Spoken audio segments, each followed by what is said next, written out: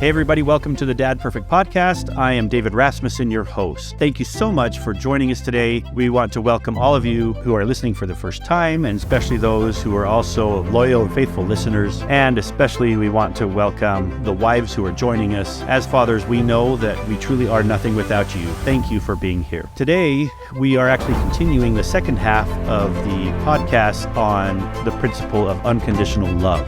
That's the seventh principle of our 9 core principles of perfectly devoted dads. I hope you enjoy listening to the second half of this podcast, where we are discussing the 6 myths versus truths of love in your family and how you, as the father, are the key to building a culture of love in your home. All right, let's move on to the myth number 4. So you may feel as a dad that you just don't have enough to give. You are giving everything and you are completely spent emotionally with the demands of life. How can you give your family everything that we've been talking about? How can you sacrifice more? How can you commit more? How can you be more devoted? How can you serve your family more? You're already feeling exhausted. You're already feeling like your family and work is demanding everything from you. How in the world can you give even more to your family? I'm sure you're saying, David, this is crazy. I'm giving everything I've got. I don't have any more to give. And I understand that this is a hard one. I've been through it. I know how you feel. But believing you have nothing more to give is the myth. It's a myth. This is kind of interesting. It's a myth because it's logical. And I'm a logical person. I get it. It makes sense. You say that statement, I have nothing more to give. I can't give anything else. That's a logical statement. But here's the catch. Love is not logical. Love is a miracle. The truth is, when we commit and devote ourselves completely to loving our family, a miracle happens. It's the only way I can describe it, because we are able to do more than we thought we could do. We're able to be more than we thought we could be. We're able to handle the challenges of life better than before, and we're able to love more deeply than we ever thought possible. Love has this miraculous ability. The more we give away, the more we have, right? So I'll say that again. The more love we give away, the more love we have. And to make it even better, even more of a miracle, there's no limit. It's infinite. There is no end to your ability to love. You cannot run out of love, and you can't ever have too much. I don't know any other way to describe this than that love is a miracle. To illustrate this, I want to share with you 2 examples. The first one is my dad. I know I've shared this with you already, but my mom passed away when I was 14 years old. So my dad then remarried a couple of years later.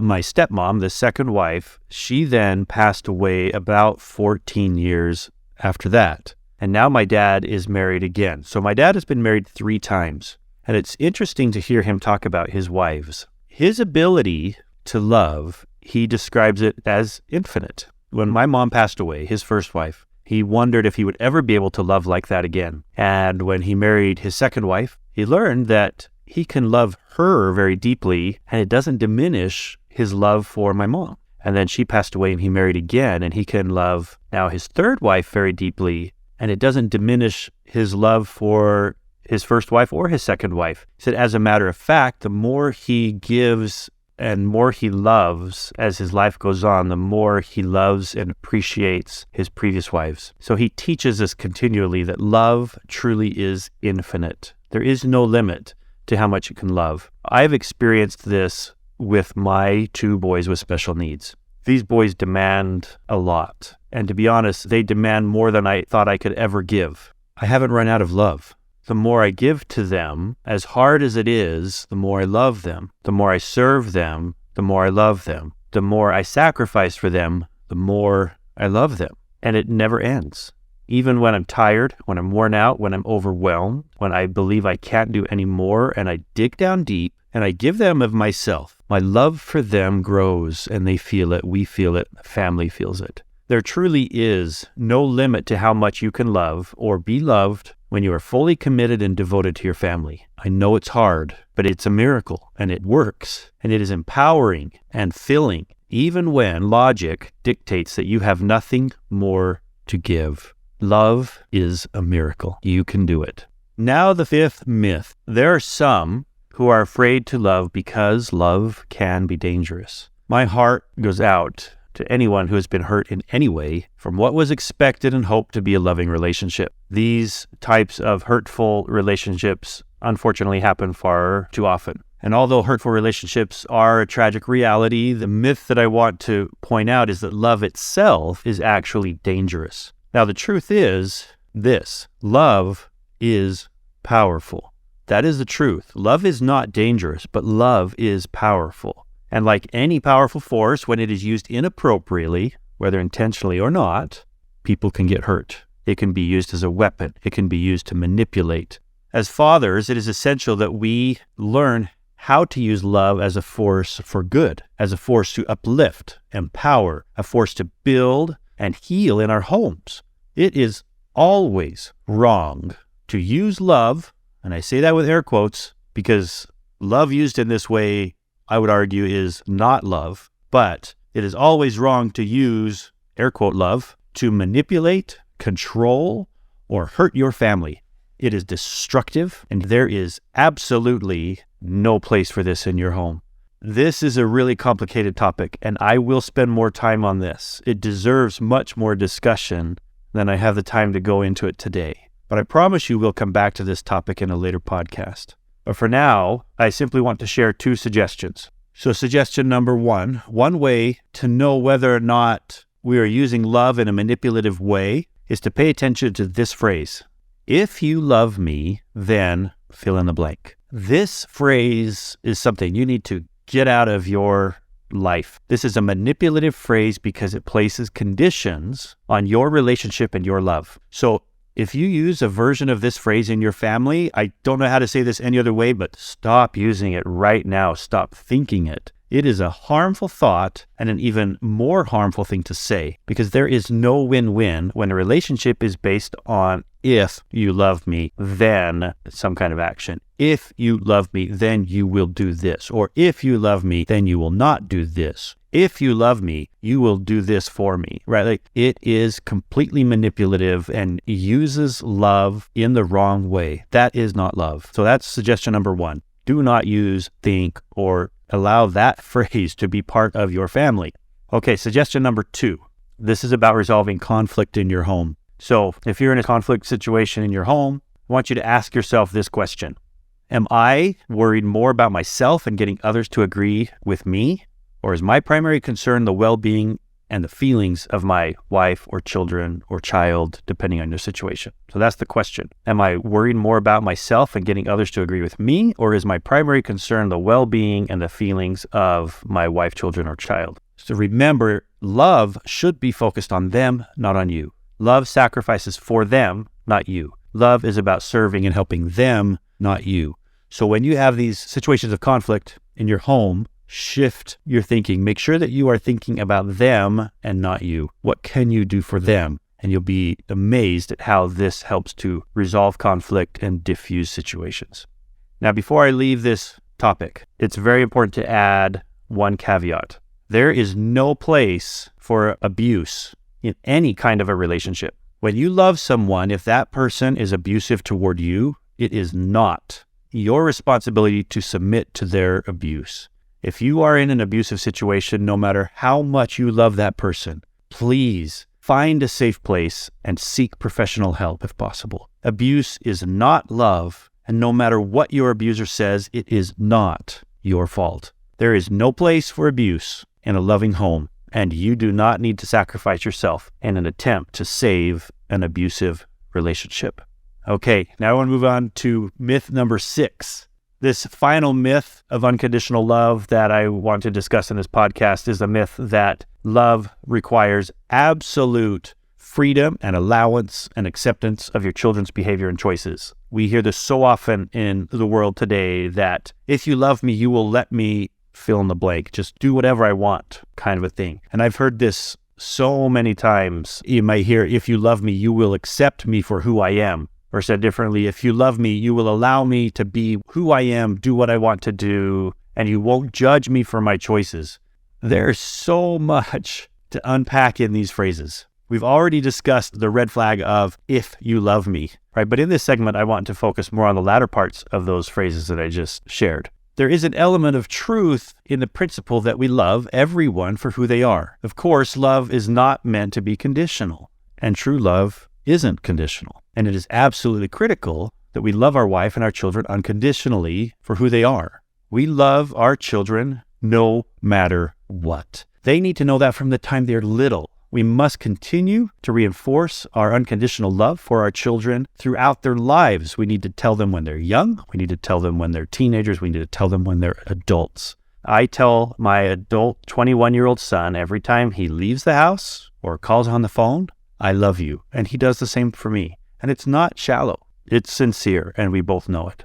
Our children need to know that we will always love them, no matter what choices they make. That is a true principle. But love also does not mean that we live life without values or morals or guidelines or rules.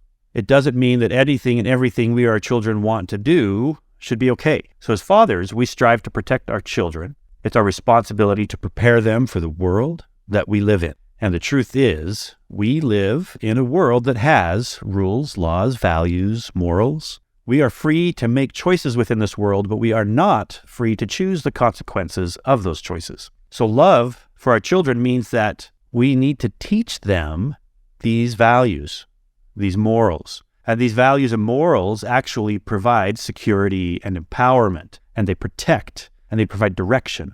I like to think of it often as in a boat. Now, I'm not a sailor, so I apologize to any who are very good sailors. I will do my best to share this analogy with the little knowledge I have. But boats, when I'm in a boat, I want to make sure that that boat is built soundly, that it's built well, that the rudder is sturdy, right? And that the sails, if it's a sailboat, that the sails are sound, and that when the storms come, we can control that boat and make it go straight, right? And the rules and the guidelines that we have in life are like that. It's like building a sound boat with a sturdy rudder and sails. But when we don't live life by these values and morals and guidelines, and we don't raise our children to understand these, it's like a boat that is not built soundly, it has a loose rudder and sails that were poorly made. Maybe they have holes in them. So when the storms of life come, that boat is not able to withstand it and face into the waves and survive that storm. All right, rules, values, morals, guidelines provide us with that security, empowerment, protection, and direction. And love teaches those. Love is caring. Love is kind. Love uplifts and encourages, but love is also these things. It's guidance. It's teaching rules. It's teaching, it's instruction, right? It's teaching by example of how to live within these values and morals that we have. And sometimes love even requires correction or punishment. When correction or punishment are required, it is imperative that we do it quickly, without excessive emotion, and immediately afterward, we need to show more love, an increase of love. Our children need to know that this chastisement is not our love for them. They need to know that although they've been chastised, corrected, that our love for them is constant, that our belief in them is unshaken, and that our commitment and devotion to them is as sure as ever. So love does not mean absolute and free approval, agreement, or allowance of choices and actions that are contraries to your values and beliefs.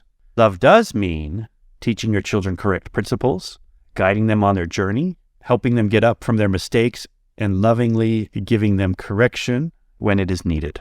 You are the best guide that they will ever have in their life. If you teach, guide, and correct them with love, they will trust you and know that your love is unconditional. They will still make choices that you don't agree with, but they will know and remember that you taught them and that it was because you love them. So this is the end of the 6 myths versus truths of unconditional love. And in conclusion of this podcast, I want to return to the beginning. Love is a miracle. As a father, the most important thing that you do for your family is to cultivate a home filled with love. If you take nothing else away from these 9 core principles, please hear this. Choose to love your family. Love them deeply. Love them individually. Love them when it's hard. And most importantly, you have to let them know it. Say it. Say it frequently. Show them by the way you talk to them. Show them by the way you live. Show them by the way you treat each other. Lift each other up. Be kind to each other. Forgive each other freely. Serve each other. Listen to. and understand each other. I hope that you've enjoyed this very brief introduction to the principle of unconditional love. Like the previous podcast, there's so much more to discuss about this principle, and we will talk about this more in future podcasts. In the next episode, we will introduce principle number 8, which is live consistently. Living consistently is the embodiment of the phrase, do as I do, not as I say. And far too often we joke using that phrase the other way around because we all know it's a joke, right? Do as I say, not as I do. That phrase literally is a joke because we know it doesn't work. Do as I do, not as I say. Our children watch everything that we do, everything. And our example is their greatest teacher. Please join us in the next podcast. Thank you so much for listening today. This has been the Dad Perfect Podcast. Thank you for listening. If you want more, you can get it. More resources, more tips and strategies, more dads and moms sharing experiences, and much more. Simply go to dadperfect.com and sign up. That's dadperfect.com to sign up for more. Until next time, remember, you are the perfect dad for your family. You are Dad Perfect.